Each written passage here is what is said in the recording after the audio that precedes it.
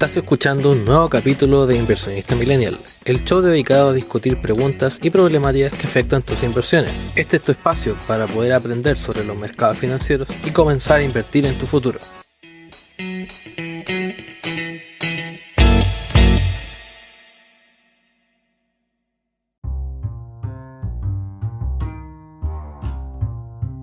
Bienvenidos a un nuevo capítulo de Inversionista Millennial, el show donde hablamos de las finanzas, las problemáticas que afectan a tus finanzas y algunos tips para poder ir navegando por los mercados. Estamos con Sebastián Egaña y tenemos un invitado hoy día. Nuestro invitado es Héctor Herrera, un muy buen amigo de nosotros, y vamos a dejar que se presente, que explique cuál es su trabajo, y como parte de nuestra regla para los invitados es tratar de que nos traten de explicar en qué están invirtiendo, qué es lo que están viendo, para poder tener cierta diversidad con los distintos invitados que vamos teniendo. Héctor.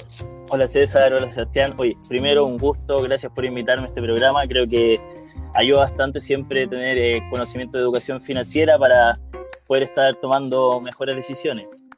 Te cuento un poco de mí. Yo también salí hace un par de años ya de la FEN.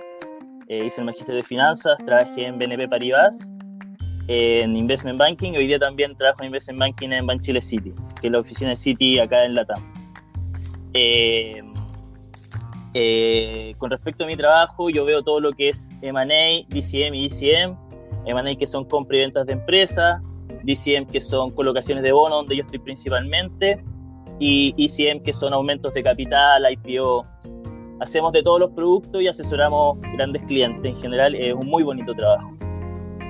Con respecto a qué estoy haciendo, en qué estoy invirtiendo y qué estoy viendo, bueno, estoy súper feliz últimamente. Creo que estoy viendo un par de departamentos. Creo que esa hoy día es mi elección. ¿Por qué lo veo así? Estoy viendo un mercado que está muy, muy incierto. Las tasas están saltando mucho. Muchos países están con inflaciones exageradas o sobre las expectativas de los analistas, tasa de desempleo creciendo. Estoy viendo Héctor, que... ¿Sí? Te aprovecho el tiro de interrumpir y aprovechamos de tocar al tiro un tema que igual lo planteo, que César sabe que yo soy súper dubitativo un poco de las condiciones actuales de los precios de las casas, ¿sí? Del mercado inmobiliario en general. Entonces, tú de hecho ahí nombraste una cosa, que en el fondo está diciendo que la tasa de desempleo va al alza. En el fondo hay gente que se está quedando sin trabajo, y por lo general uno tiende a pensar que uno de los fundamentales de ese mercado es el empleo, y relacionado mucho con el crecimiento de los países. Entonces, ¿qué opinión tenés tú del hecho de que en el último año, el 2020, salió un índice de precios, creo que era el Central que lo tenía ahí? Así es. Que sigan subiendo los precios, considerando que claramente no estamos en una crisis subprime, no es la misma dinámica, pero hay menos empleo, estamos en cierta crisis, la economía no está tan activa, pero siguen subiendo los precios. ¿Qué pensás tú de eso? Y está muy buena esa pregunta, y el índice de precios de la vivienda, es verdad. Lo que yo pienso de eso es que también ha habido mucha migración en comunas. Hay gente que lamentablemente tampoco ha podido pagar su arriendo y se han migrado a comunas como San Miguel, a barrios más emergentes, y es donde ya se están haciendo varios proyectos. Yo creo que, y eso también ha subido también la plusvalía de las casas alrededor. Yo creo que también hoy día lo que está pasando con el inversor inmobiliario es que se está metiendo fondos, gente ya se está metiendo en crédito hipotecario a 2 años de propiedades en blanco, y todos nosotros sabemos que esos son estímulos monetarios, al igual lo que está pasando también en Estados Unidos. Entonces, la economía igual en ese aspecto se está moviendo, y hay un problema con respecto a las tasas. Yo creo que este boom se va a mantener. Yo creo que Chile hoy día también toda la población está inmunizando.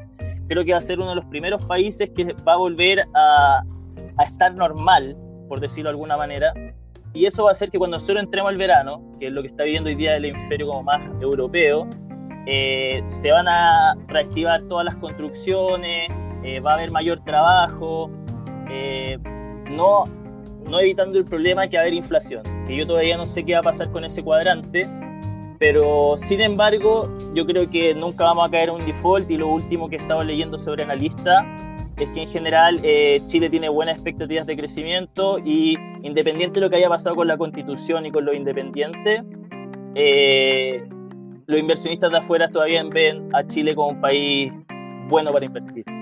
Mira, ¿cachai? Que ahí yo tengo un punto. Yo no sé qué va a decir César de esto o qué vas a decir tú.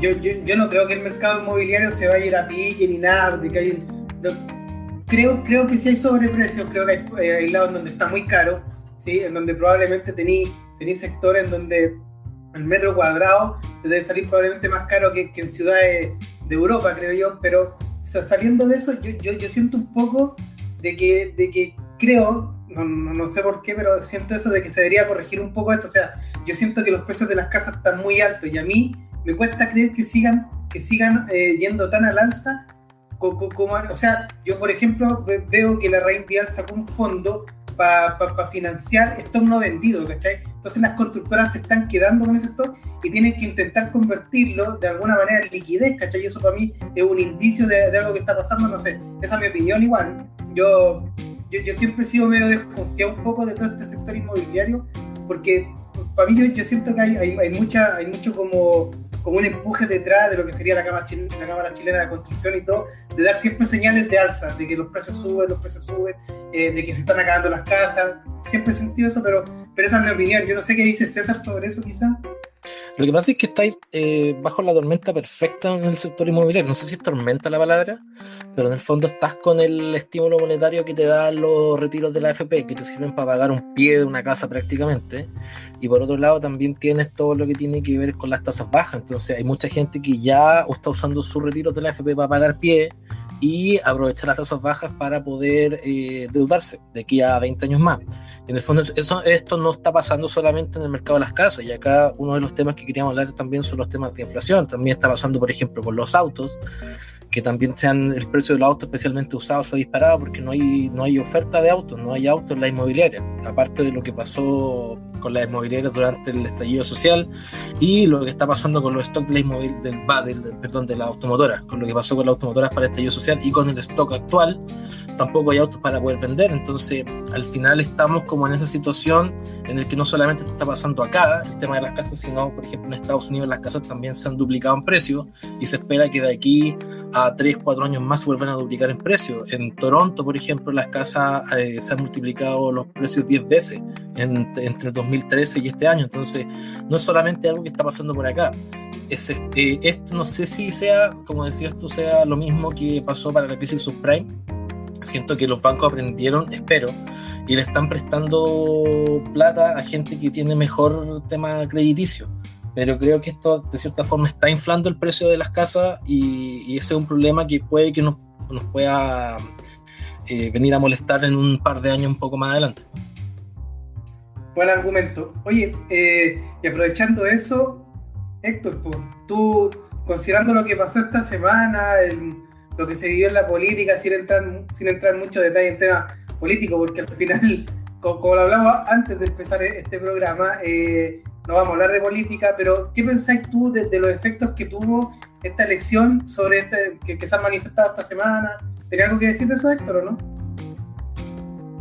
Sí, por supuesto. Creo que es súper interesante lo que pasó después de estas elecciones de constituyentes. Bueno, como aterrizamos el lunes 17 de mayo, después de nuestras elecciones, el mercado cayó 9,33% ese día y tuvimos una depreciación de un dólar de un 11%. Creo que el mercado se vio afectado, claro, muchas acciones cayeron, principalmente, por ejemplo, cayó las eléctricas también, cayeron también materias primas, cayó, lo que más, mira, y voy a decir aguas andinas. ¿Por qué, por ejemplo, podríamos decir aguas andinas? Porque ahí tenemos concesiones perpetuas de agua. Hoy día lo que están hablando muchos constituyentes es eliminar ese tipo de cosas. Hay temas importantes que se están discutiendo y que también eso está afectando las acciones. Yo creo que hoy día todavía no se está viendo qué tanto y cómo eso va a afectar las proyecciones de los analistas cuando tengamos constituyentes, que como apareció en la tele, hoy día los independientes son un 31%. Entonces es un tema que se viene para Chile. Yo creo que no es algo fácil, pero se tienen que hacer políticas más justas también. Esto también sin dañar a ninguna empresa, pero temas de agua yo creo que no pueden haber concesiones perpetuas. Creo que también se va a regular más los sistemas eléctricos, las leyes. Pueden venir cambios que sean bruscos. Claro, en el fondo es recuperar el poder de negociación por parte del país. yo creo de todas maneras. Lo que está pasando con el litio, por ejemplo, tenemos un Sokimich que depende solo de una persona, está bien, pero ¿qué pasa con el litio? De eso quizás debería haber un royalty para nosotros. ¿Qué va a pasar con la minería? Hoy día la minería es un 10% y los servicios financieros en nuestro PIB son casi un 10, un 16%. Entonces, ¿dónde tenemos que ver en qué queremos crecer? Hoy día, ¿qué queremos hacer un Chile más justo? Queremos que haya más impuestos. Aprobar el tema del IVA, que va a bajar. ¿Cómo vamos a apoyar el gasto público para poder también irnos por la educación, la salud? Claro. Preguntas que claro, no, y por el otro lado también viene todo lo que tiene el tema también viene un desafío desde el punto de vista del Estado, porque el Estado también tiene que ponerse al día para poder de cierta forma administrar todos estos nuevos recursos y ponerlo al servicio de la gente, que al final eso es lo que quizás ha llevado todo el tema que hemos tenido durante este último tiempo. Justo pasó una moto por donde yo pensé que era el que estaba arriba de la moto, man. Me gusta, y con eso mismo la democratización del dinero también en boca, que es el Bitcoin. Es como hoy día también la gente ya no quiere tanto depender del Estado y quiere ser algo más libre. Entonces, ¿qué es lo que viene en el futuro? Por ejemplo, ¿por qué yo apostaría en un Bitcoin? Porque quizás mi Estado va a caer en default, es decir, puede un día no pagar. ¿Por qué quizás, por ejemplo, la gente de Venezuela debería invertir en Bitcoin? En Argentina están haciendo eso. En Argentina están invirtiendo mucho en criptomonedas para poder ganarle a la inflación. Claro, en definitiva estás con una moneda en común que para mucha gente vale lo mismo. Entonces es el nuevo dinero, es la liberalización, es como la libertad del nuevo dinero, el blockchain. Claro. Grandes temas. Entonces yo creo que van a pasar cosas. Yo creo que también se tiene que ver un país más justo. Yo creo que no es solamente un tema de impuestos, tiene que haber un tema de distribución. A todos nos tiene que ir bien. Las empresas tienen que haber líderes más comprensivos con las personas, más equitativos, y no es que esté en contra del sistema FP, al contrario, yo creo que es uno de los mejores sistemas que hay, pero lo que se tiene que hacer es más apoyo del gobierno, de todas maneras. No, claro, y al final, o sea, se dice por parte, por ejemplo, de la industria que el sistema FP es uno de los mejores sistemas que hay, y en eso quizás las cifras no mienten. O sea, en temas de rentabilidad, el sistema FP es sin lugar a duda uno de los mejores sistemas que ha tenido el Chile o el mundo quizá para poder financiar pensiones. El tema es que, y acá es un problema quizá de concepción, está pensado como un sistema de seguridad social, siento que no debería ser así, como seguridad social completo, siento que no debería ser así. Entonces hay que separar quizá el tema de la inversión, el tema de los números, quizá con el tema más político, quizá el tema más de entenderlo como un seguro social. Como tú nos comentabas antes, quizá off the record, que hay mucha gente que está, analistas que están trabajando en la AFP, que quizás lo están pasando no tan bien, no tanto por un desprestigio de su pega, sino porque al final lo están obligando a hacer quizá la pega un poco más compleja. Entonces, si nos puedes contar un poco más de eso. No, lo que más que lo estés pasando bien o lo estés pasando mal, creo que lo que está pasando en el mercado, se están saliendo muchas acciones. En general, el tema de la AFP es un buen sistema, pero también se está destruyendo una forma de crear dinero. Yo creo que el problema acá son los salarios. La verdad es que se debería mejorar quizá el sistema de pensión a través de mejores salarios. Y bueno, también lo que está pasando en Estados Unidos. Hoy día con el tema de la inflación, ya los salarios que existen, los salarios bajos, no alcanzan para cubrir canastas básicas, y estamos viendo que se están exigiendo nuevos salarios en McDonald's, Amazon, y que hoy día quizás también las grandes empresas están dispuestas a hacer. Eso podría yo opinar con respecto al sistema. Espérate, pero me da rabia porque lo primero que dijeron que íbamos a hablar de política y han hablado de política. Pero no son temas políticos. Que esto no tiene nada que ver con es solamente mi pensamiento personal, no involucra justamente a mi empresa. No, sí, eso lo tenemos claro. Jefe, no ves que es lo que te estoy diciendo. Oye, no, ya, pero está bien, si en el fondo al final que se pongan a hablar de otras cosas, va bien, igual, es parte de la dinámica, pero así como para ordenarme un poco, sí, por supuesto. Deberíamos ahora, quizás ya hablamos más o menos en el momento de Chile, se dijeron cosas de la inflación, en el fondo lo que ha mostrado el indicador ya tanto lo que sería en términos de la inflación del último mes y todo, es que no hay tanta inflación, tampoco no es que se espere tanto, la encuesta de expectativa económica proyecta un 3,3 que sigue estando dentro del rango que maneja el Banco Central. Sí. Para el auditor, el rango de inflación del Banco Central es entre 2 y 4% al año. Y por decreto ellos tienen que mantenerlo en promedio en 3. Eso mismo, bien César ahí.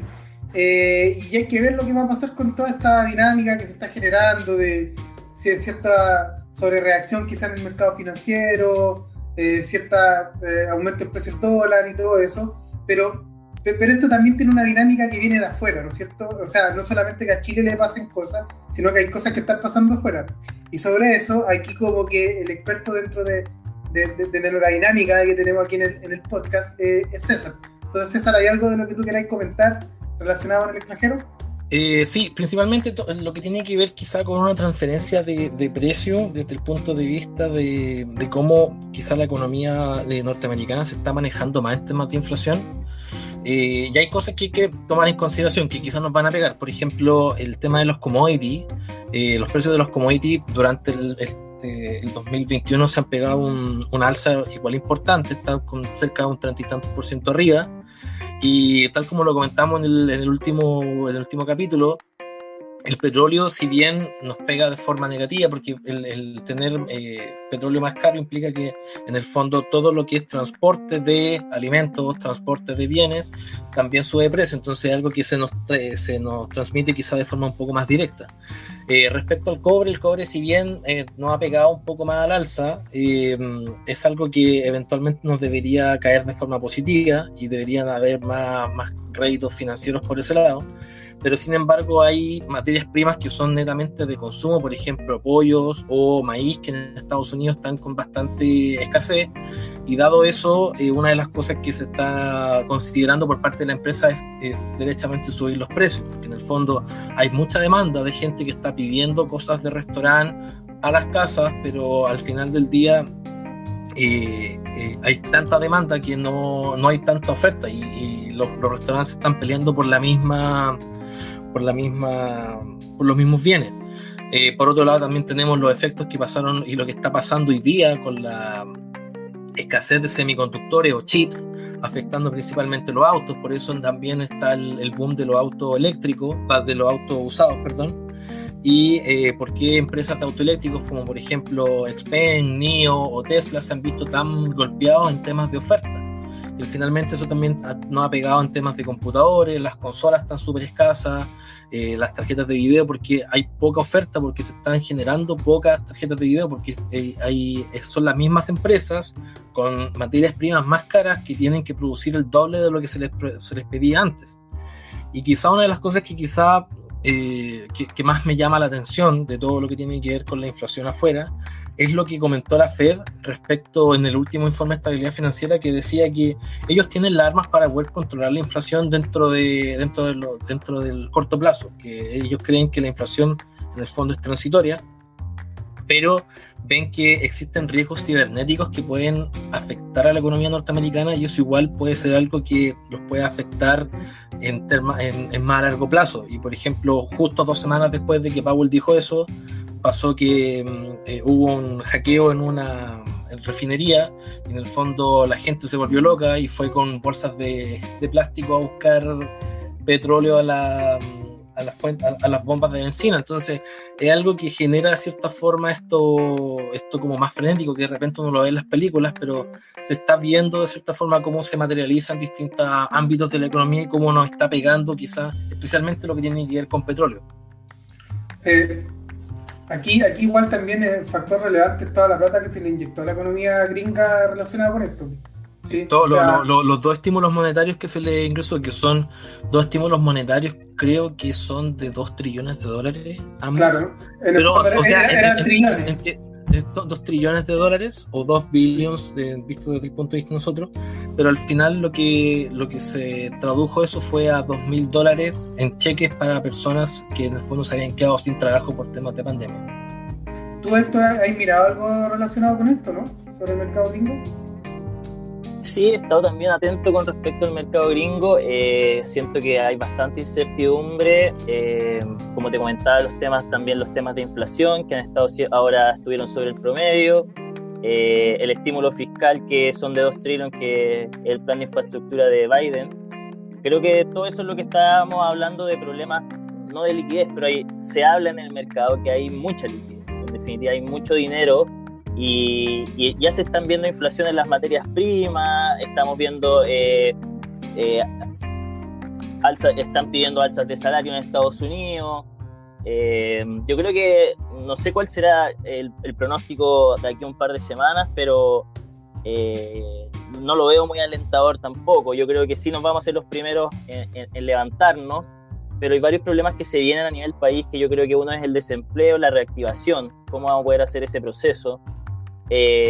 También cómo vamos a sacar esta inflación que tenemos hoy en día, si es que vamos a decidir en algún momento subir las tasas o bajarlas. Yo creo que hace tiempo nos han bajado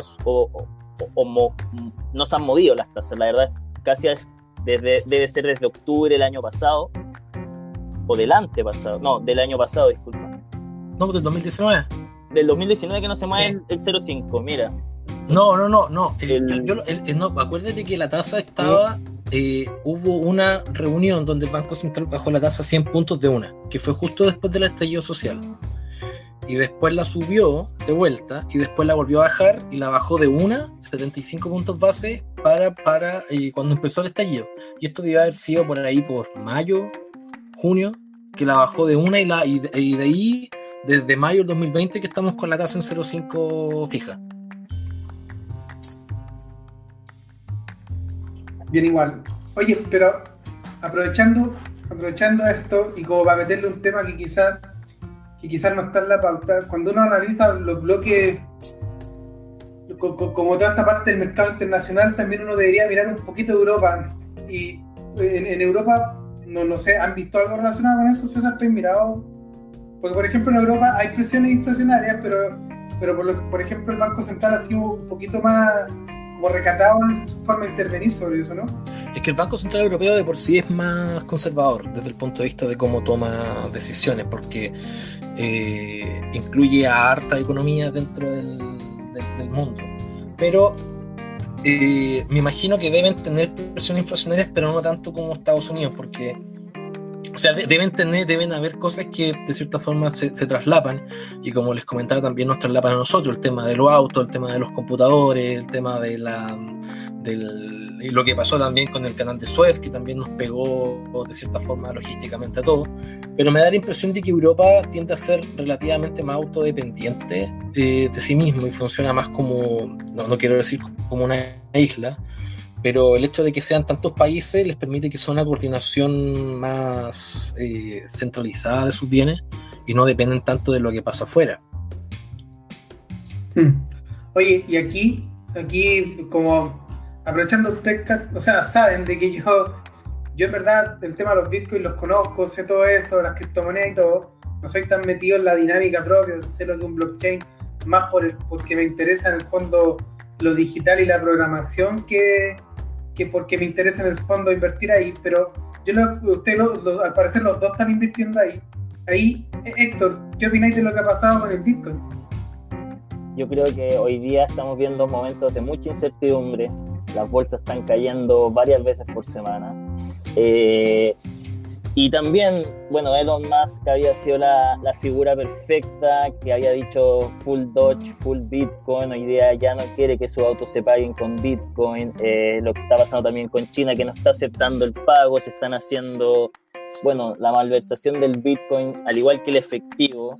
Pero son cosas normales. También se apela a que se gasta mucha energía haciendo el Bitcoin.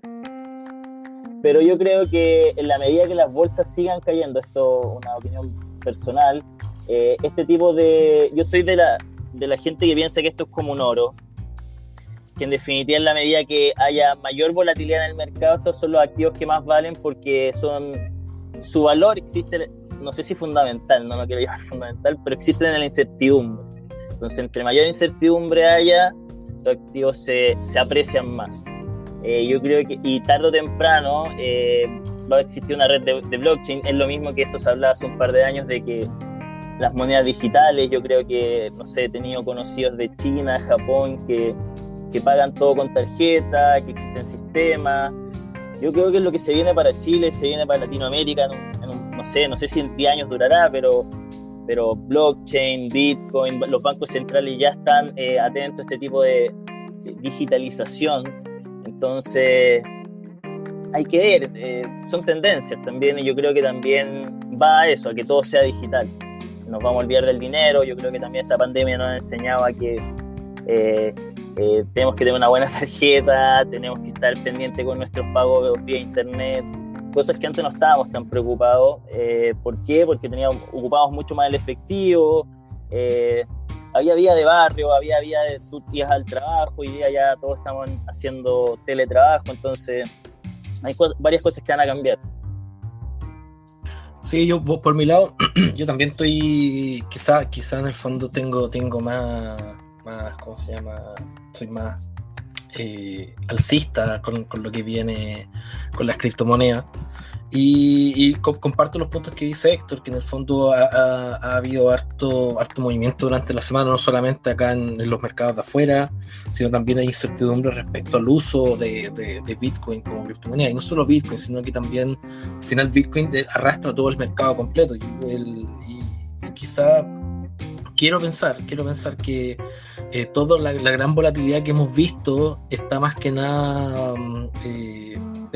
hay grandes actores que quizás están moviendo el precio, y especialmente, o sea, dentro de lo que se comenta, y acá me voy a poner el gorrito de aluminio para evitar que me pase cualquier cosa, pero dentro de lo que se comenta, especialmente en alguna de la gente que yo sigo, se dice que hay lucha entre distintas como grandes facciones que están tratando de manipular el precio para poder sacar a uno del mercado. Entonces están tratando de que los inversionistas más chicos salgan con esta volatilidad del precio, porque probablemente no están perdiendo y están escapando, no están acostumbrados, y en el fondo lo que están haciendo es tratar de ofrecérselo también, por ejemplo, a otro tipo de inversionistas. Yo sé que hay bancos en Estados Unidos que a este precio durante esta semana le ofrecieron a muchos inversionistas de alto patrimonio este precio especial, cercano a los 35, 40 mil dólares, principalmente porque es un precio atractivo. O sea, no es atractivo comprar Bitcoin a 60 mil dólares, pero probablemente sí es atractivo comprarlo a 35 mil. Entonces puede que existan ahí algunas presiones.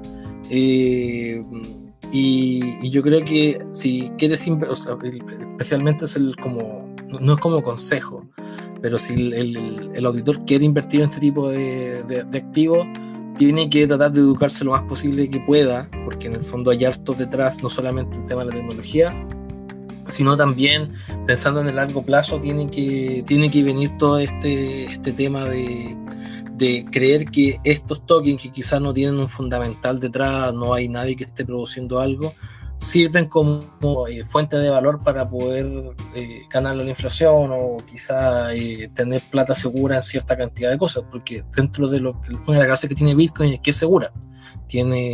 Las transacciones son bastante largas y hay hartos validadores que tratan de que la red sea lo más segura posible. Entonces hay gente que prefiere eso en comparación quizá con tenerla en la tarjeta de crédito, o la cuenta corriente, perdón, o tenerla en algún activo quizá un poco más normal. Yo estoy de acuerdo contigo, César. Yo creo que lo más importante para el auditor es que se eduque financieramente, que busque los medios. Hoy día yo creo que le podemos ganar al mercado, no digo fácil, yo creo que no soy un profeta, pero todo esto es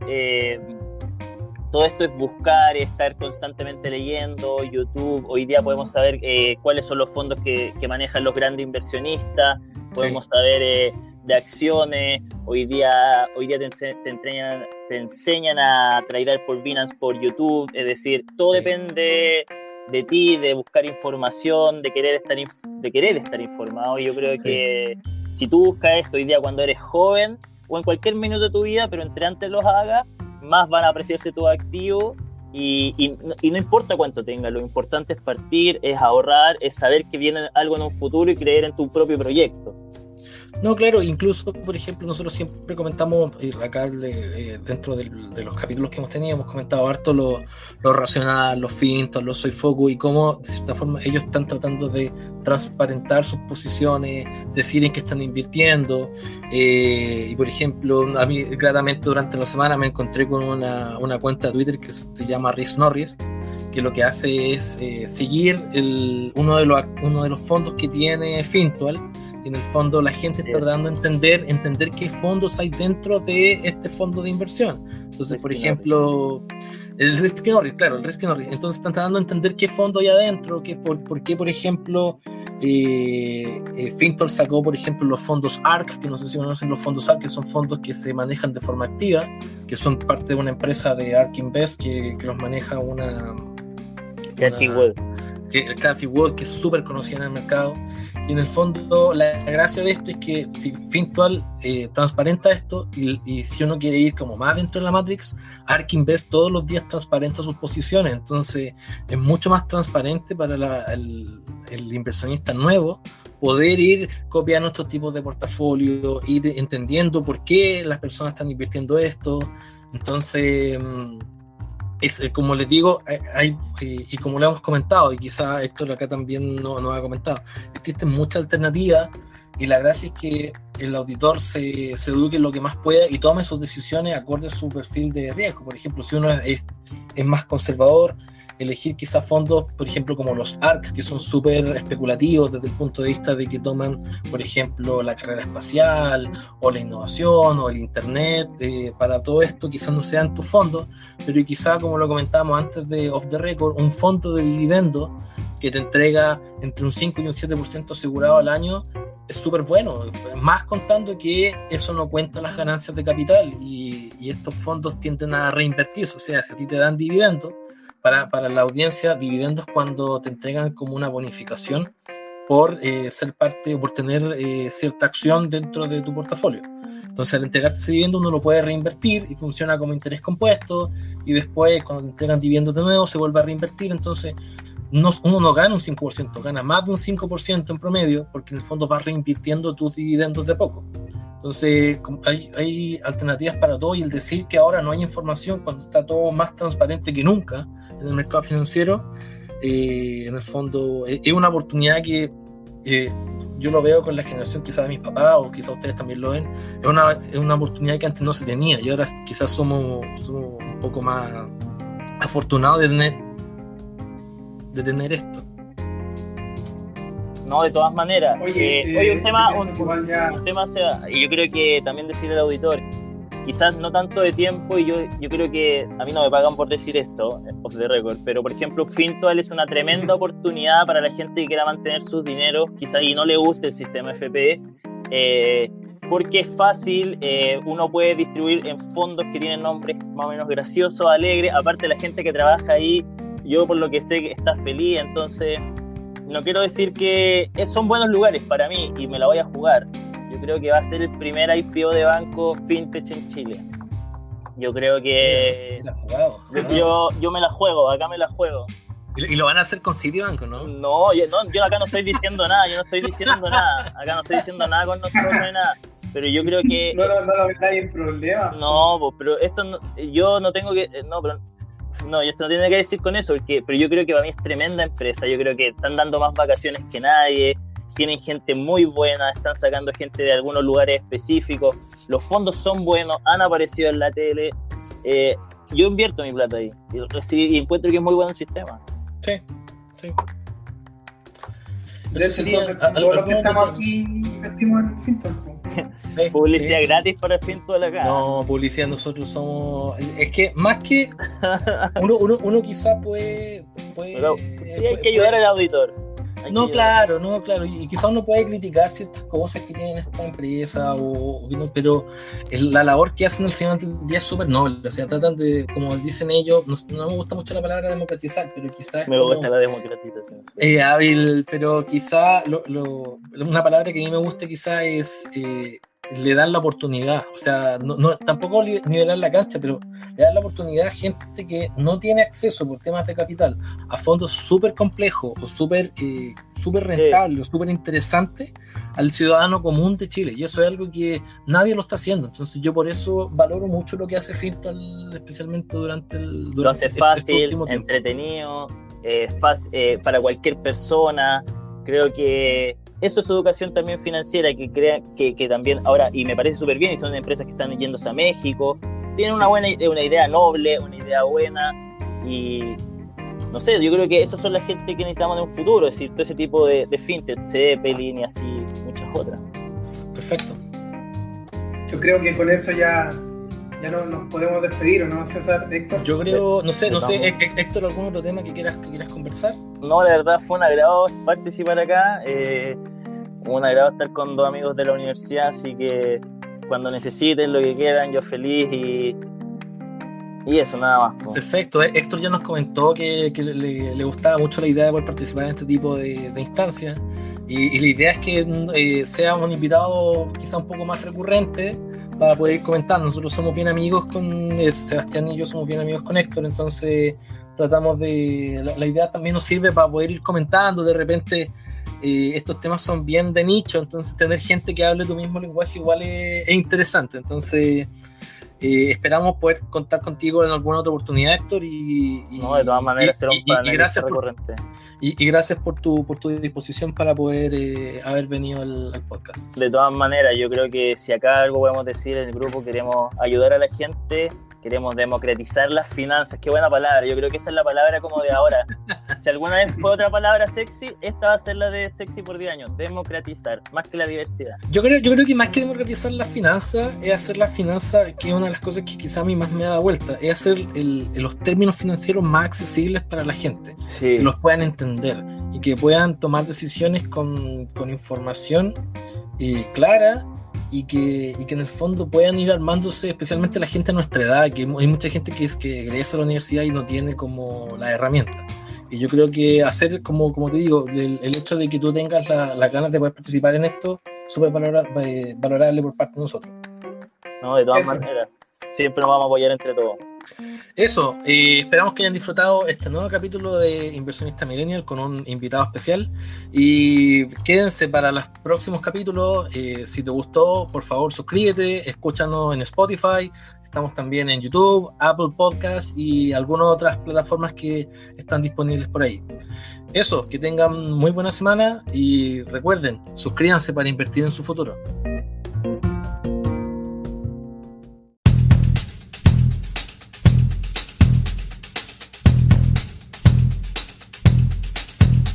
Las opiniones realizadas en este programa no deben ser interpretadas como recomendaciones o asesorías financieras. Estas solamente tienen propósitos educativos. Si quieres estar al tanto de nuevos capítulos, síguenos en Instagram como @inversionistamillennial. ¿Quieres enviarnos alguna consulta? ¿Te gustaría estar invitado a algún capítulo y hablar respecto a ciertos temas? Escríbenos al mail inversionistamillennial@gmail.com y búscanos como Inversionista Millennial en tu plataforma de podcast favorita, y suscríbete para más contenido asociado al mercado e inversiones.